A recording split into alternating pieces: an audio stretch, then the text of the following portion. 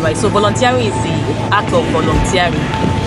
So, you know, the purpose of it is for you to impact the society, right? So you give your time and you give your labor. Those two things, your time and your labor.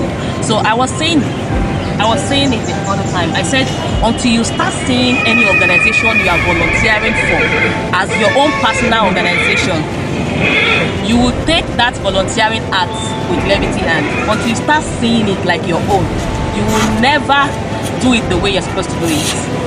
So I use my NGO as an example that most of my volunteers now, they are abroad, and I have to sign their consent form because they've used their time, their labor and everything. Most time we have to tax ourselves to do a lot of projects when we don't have external fund to fund that particular project, and we've already maybe post it on Instagram, post it on, everybody's already aware that we want to do a particular program. Okay, we should just now wake up and say, okay, we are not having a program again because we don't have anybody to support us.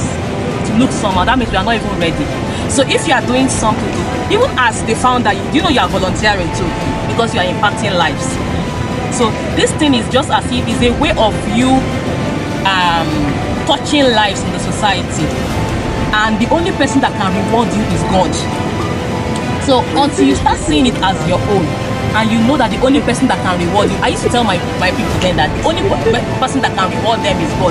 I didn't even know I was speaking into existence. I didn't know that they would leave the country like in the next, okay, we started in 2016. Most of them started leaving the country in 2020, 2021. Do you understand?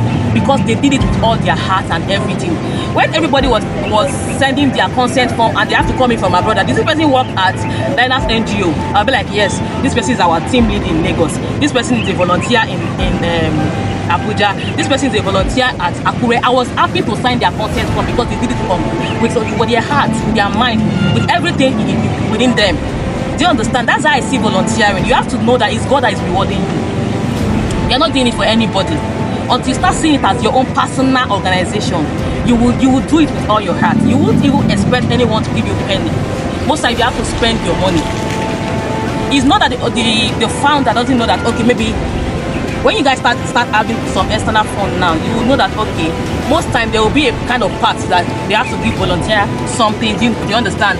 Ahead. So let's just wait till then. You guys are just starting off now.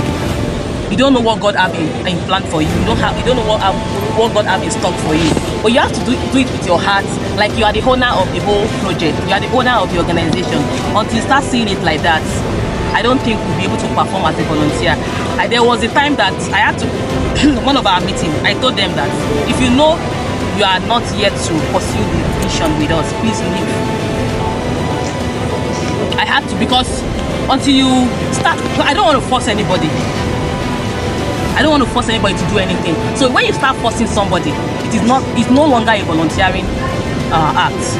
But by the time you start forcing somebody, or the time you start saying, okay, they're not giving us money, why should I even do it? Are they paying me? It's no longer a volunteering act. It's no longer coming from your heart. You are doing it for human. You're no longer doing it as God wants us to do it. Because this volunteering work, you know, is a way of spreading the gospel. It's more deeper than the way we are saying it. Until you start seeing it like that, before you start acting like a real volunteer that you want to be.